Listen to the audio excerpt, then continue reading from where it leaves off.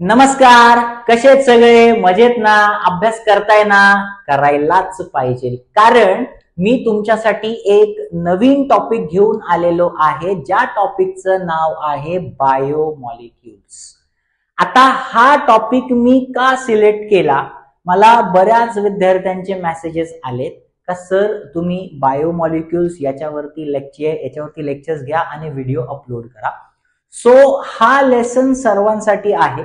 हा जो लेसन आहे हा 11th सायन्सच्या स्टुडंट्सला पण कामी येईल जो बायोलॉजी मध्ये आहे, आणि हा लेसन 12th सायन्स केमिस्ट्री मध्ये पण कामाचा येणार आहे. ठीक आहे. आता याच्यामध्ये थोडाफार पार्ट बायोलॉजीचा पण येतो आणि थोडा पार्ट केमिस्ट्रीचा पण येतो. ज्यांचं पीसीएम आहे ते पण हा व्हिडिओ बघू शकतात, ज्यांचं पीसीबी आहे ते सुद्धा हा व्हिडिओ बघू शकतात. का? कारण की मी एकदम बेसिक पासून शिकवणार आहे. एकदम बेसिक म्हणजे एकदम बेसिक. ज्यांना केमिस्ट्री मधला सी सुद्धा येत नसेल ते सुद्धा हा व्हिडिओ बघू शकता आहेत. ओके.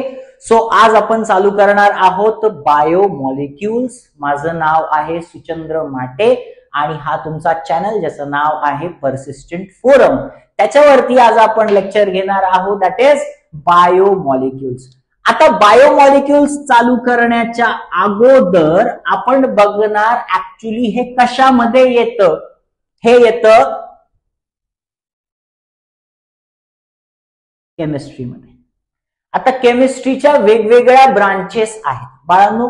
मी एक अजून व्हिडिओ अपलोड करणार आहे केमिस्ट्रीवरती. What is chemistry, history of chemistry, branches of chemistry, हे सगळे व्हिडिओज अपलोड केले जाणार आहे. ते तुम्ही त्या व्हिडिओज मध्ये बघणार आहेत.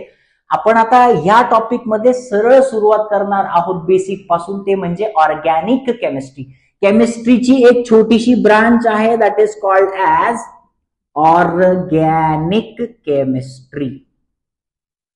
घाबरू नका, हळूहळू आपण बायोमॉलिक्युल्स टॉपिक वरती पोहोचणार आहे. पण बायोमॉलिक्युल्स कळण्यापूर्वी तुम्हाला माहिती पाहिजे what is organic chemistry. I know lecture slow असणार आहे, पण तुमचे सगळे बेसिक कॉन्सेप्ट क्लिअर होतील याची गॅरंटी मी तुम्हाला देतो. So let start with what is organic chemistry. आता नावातच खूप काही आहे, नावातच खूप काही आहे. जर आपण नीट बघितलं तर याच्या 3 डेफिनेशन्स येतात. किती डेफिनेशन्स येतात? याच्या 3 डेफिनेशन्स येतात. सगळ्यात पहिली डेफिनेशन जी खूप ओल्ड डेफिनेशन आहे, what is organic chemistry? The branch of chemistry, branch of chemistry which deals with study of organic compounds, its structure, properties and uses. केमिस्ट्रीची एक अशी ब्रांच, नीट लक्ष द्या, केमिस्ट्रीची एक अशी branch of chemistry which deals with, ज्याच्यामध्ये आपण study करतो कोणाचा? Study of organic compounds. ज्या ब्रांच मध्ये फक्त आणि फक्त ऑर्गॅनिक केमिस्ट्री मध्ये फक्त आणि फक्त ऑर्गॅनिक कंपाऊंडचा स्टडी केला जातो. त्याचे स्ट्रक्चर्स कसे आहेत, त्याच्या प्रॉपर्टीज कशा आहेत आणि त्याचे युजेस काय आहे, या सगळ्यांचा जो स्टडी केला जातो, ज्या ब्रांच मध्ये स्टडी केला जातो, त्या ब्रांचला म्हणतात ऑर्गॅनिक केमिस्ट्री. आता तुम्हाला ऑर्गॅनिक केमिस्ट्री कळालं, अशी ब्रांच केमिस्ट्रीची ज्याच्यामध्ये आपण कोणाचा स्टडी करतो? ऑर्गॅनिक कंपाऊंडचा. ओके. आता ऑर्गॅनिक केमिस्ट्री तुम्हाला कळालं, पण तुम्हाला दुसरा प्रश्न पडला असेल की what is organic compounds. What is organic compounds he definition झाली असेल, एक स्क्रीनशॉट काढून घ्या. ओके. आता आपण बघणार आहोत what is organic compounds. What are organic compounds. Heading लावायची आहे organic compounds.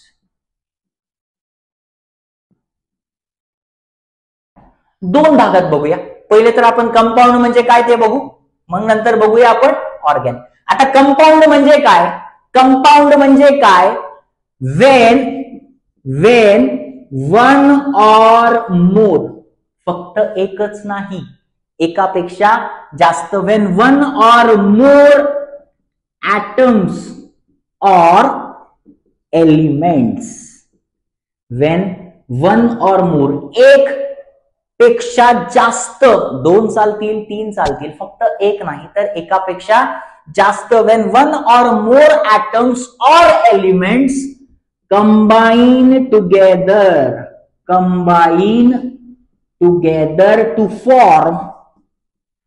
to form a new substance is called as compound.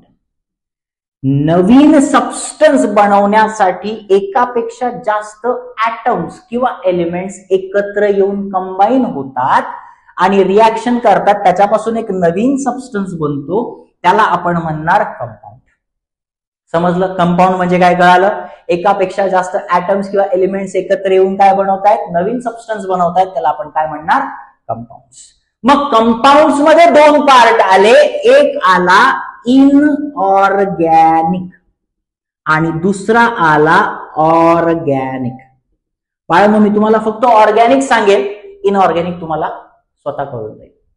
दोन पार्ट्स आहेत कंपाऊंडचे, दोन प्रकार, इनऑर्गॅनिक कंपाऊंड आणि ऑर्गॅनिक कंपाऊंड. इनऑर्गॅनिक कंपाऊंड आणि organic compound. So what is organic compound? मी तुम्हाला आधी पण बोललो थोड्या वेळापूर्वी, ऑर्गॅनिक कंपाऊंडच्या 3 डेफिनेशन्स आहेत. ऑर्गॅनिक कंपाऊंडच्या किती डेफिनेशन्स आहेत? ऑर्गॅनिक कंपाऊंडच्या 3 डेफिनेशन आहे. पहिली डेफिनेशन त्याच्या नावावरूनच आलेली आहे, म्हणजे काय?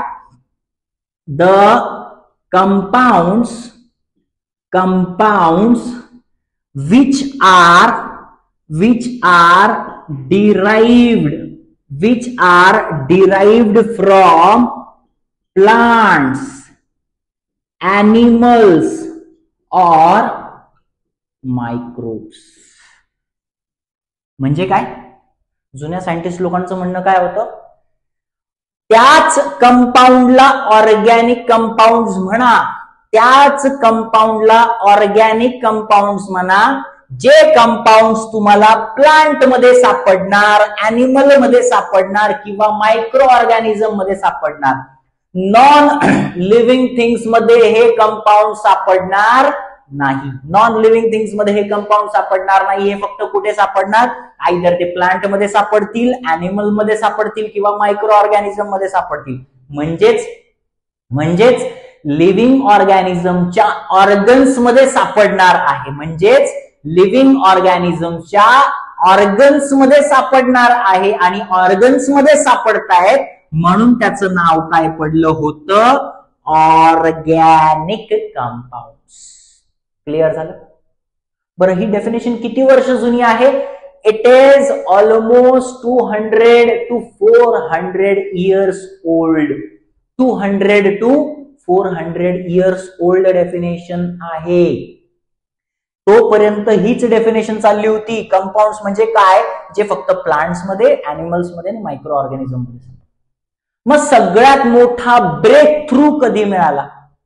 जेव्हा असं वाटत होतं की असे कंपाऊंड जे फक्त लिव्हिंग ऑर्गॅनिझम मध्ये सापडणार, म्हणजे नॉन लिव्हिंग ऑर्गॅनिझम मध्ये ते सापडत नाही.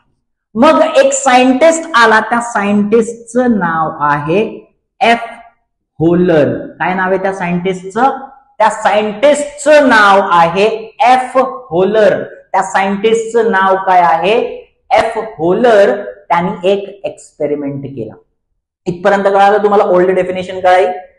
एफ होलरचा एक्सपेरिमेंट आपण बघणार की त्यांनी नेमकं काय केलं. बघा इकडे हा स्क्रीनशॉट काढलेला असेल, स्क्रीनशॉट काढून घ्या पटकन. आपण बघणार आहोत what was the break through.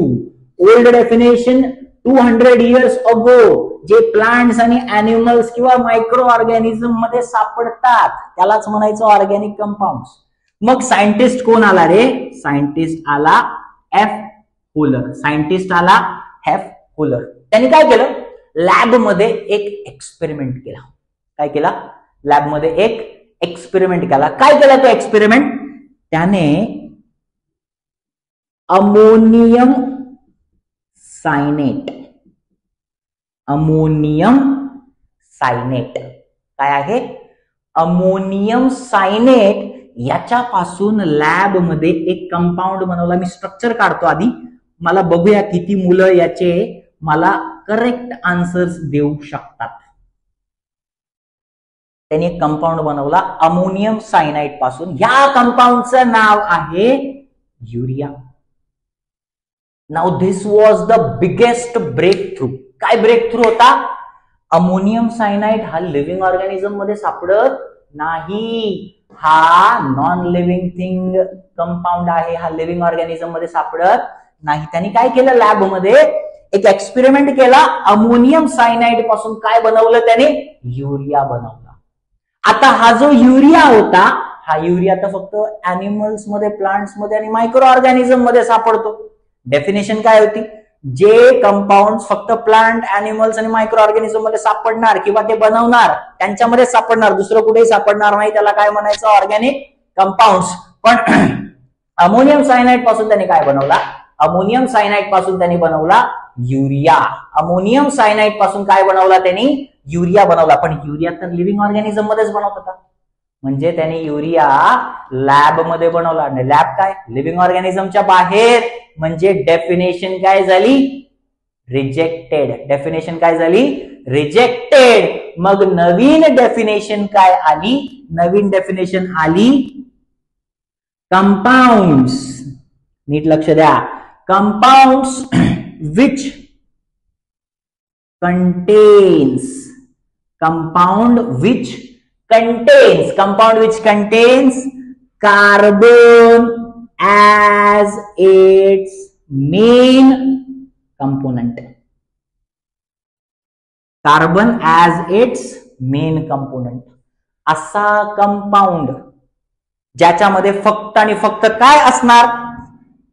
ज्याच्यामध्ये फक्त आणि फक्त काय असणार? ज्याच्यामध्ये फक्त आणि फक्त काय असणार?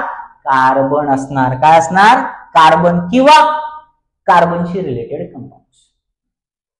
म्हणजे कार्बनशी रिलेटेड जे कंपाऊंड्स असणार, that compounds are called as organic compounds. That compounds are called as organic compound. असे कंपाऊंड ज्याच्यामध्ये कार्बन आहे, असे कंपाऊंड ज्याच्यामध्ये कार्बन आहे as a main component, that compound is called as organic compounds.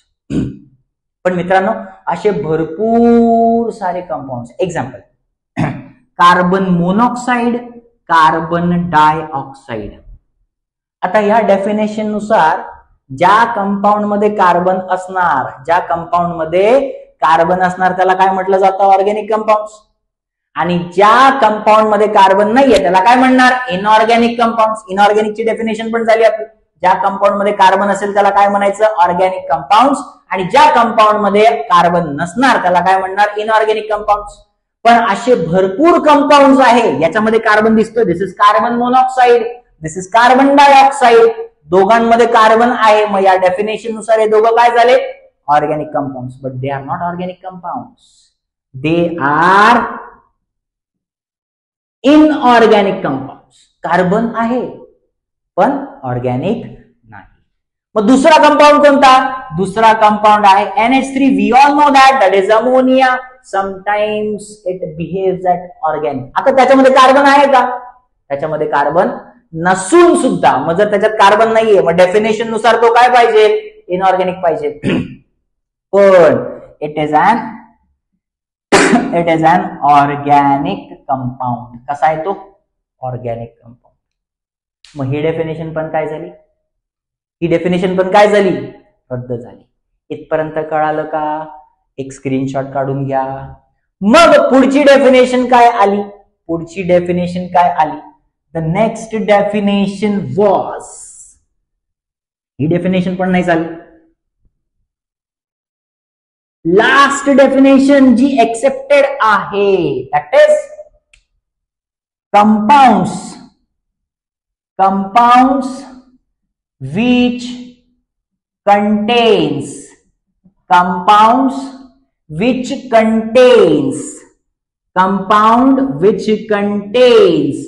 hydrocarbons as main component.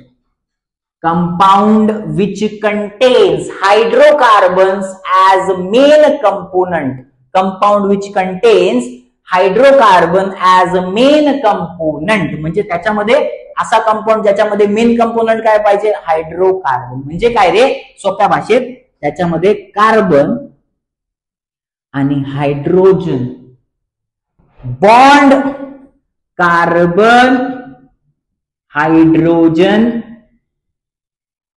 Bond काय पाहिजे त्याच्यामध्ये, carbon hydrogen bond. आता कार्बन आणि हायड्रोजनचा बॉन्ड आहे याचा अर्थ त्याच्यामध्ये कार्बन पण असणार आणि त्याच्यामध्ये हायड्रोजन पण असणार. मग ज्याच्यामध्ये कार्बन आहे, ज्याच्यामध्ये हायड्रोजन आहे, अशा कंपाऊंडला काय म्हटलं जातं, this compound is called as hydrocarbon. This compound is called as hydrocarbon. कळालं? ऑर्गॅनिक कंपाऊंडची कॉन्सेप्ट क्लिअर झाली. असा कंपाऊंड ज्याच्यामध्ये hydrocarbon is its main component, त्या कंपाऊंडला म्हणायचं ऑर्गॅनिक कंपाऊंड. आणि ऑर्गॅनिक कंपाऊंड ज्याच्यामध्ये स्टडी केला जातो त्याला आपण म्हणणार ऑर्गॅनिक केमिस्ट्री. बायोमॉलिक्यूल कळण्यासाठी हे दोन टॉपिक कळणं फार गरजेचं.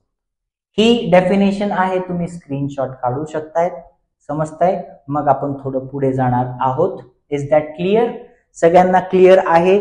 जर तुम्हाला कॉन्सेप्ट क्लिअर होत असेल तर मला नक्की कमेंट मध्ये कळवा. Next topic. बरं, आता ऑर्गॅनिक कंपाऊंड तुमचं क्लिअर झालेलं आहे. मग आता याच्यावरनं तर कळालं बाबा की ऑर्गॅनिक कंपाऊंड हे लिव्हिंग ऑर्गॅनिझम मध्ये पण सापडतात आणि लिव्हिंग ऑर्गॅनिझमच्या बाहेर पण सापडतात. मग जे लिव्हिंग ऑर्गॅनिझम मध्ये सापडतात, लिव्हिंग ऑर्गॅनिझम मध्ये कोण कोण आलं? लिव्हिंग ऑर्गॅनिझम मध्ये आले प्लांट्स, लिव्हिंग ऑर्गॅनिझम मध्ये आले एनिमल्स आणि लिव्हिंग ऑर्गॅनिझम मध्ये आले माइक्रो ऑर्गॅनिजम्स. अभी ये तीनों के तीनों क्या है भैया? ये जो तीनों के तीनों है ये क्या है? इनमें लाइफ है कि नहीं? अरे जिंदा है कि नहीं? तीनों में लाइफ है. तो लाइफ जीने के लिए, जगण्यासाठी एका लिव्हिंग ऑर्गॅनिझमला जगण्यासाठी काय लागतो? Basic sale. लिव्हिंग ऑर्गॅनिझम कशाचा बनलाय? लिव्हिंग ऑर्गॅनिझम कशाचा बनलाय? लिव्हिंग ऑर्गॅनिझम बनलेला आहे सेलचा. लिव्हिंग ऑर्गॅनिझम कशाचा बनला आहे? सेलचा. आणि सेल कशावरती चालतो? तर सेल चालतो काही मॉलिक्युल्स वरती. कोणते मॉलिक्युल्स? कोणते मॉलिक्युल्स? Organic molecules. कोणते मॉलिक्युल्स रे? Organic molecules. कोणते मॉलिक्युल्स? Organic molecules. पण आत्ताच सांगितलं ऑर्गॅनिक मॉलिक्युल्स लिव्हिंग ऑर्गॅनिझम मध्ये पण आणि बाहेर पण आहे. पण जे फक्त लिव्हिंग ऑर्गॅनिझम मध्ये प्रोड्यूस होतात, बनतात, तयार होतात, म्हणजे लाईफ मध्ये. आणि लाईफला काय म्हणतो आपण? बायोज. आणि ते बायोज मॉलिक्यूल आपल्याला organic molecules which are synthesized, obtained from plants, animals or microorganisms are called as biological molecules. आणि बायोलॉजिकल मॉलिक्युल्सचा शॉर्ट फॉर्म आहे दॅट इज बायोमॉलिक्युल्स. इथपर्यंत तुम्हाला कळालं? रामाची सीता कोण एवढं सांगण्यासाठी मी एवढं तुम्हाला सगळं रामायण सांगितलेलं आहे. नेक्स्ट लेक्चर मध्ये आपण डिटेल मध्ये जाणार बायोमॉलिक्युल्स. हे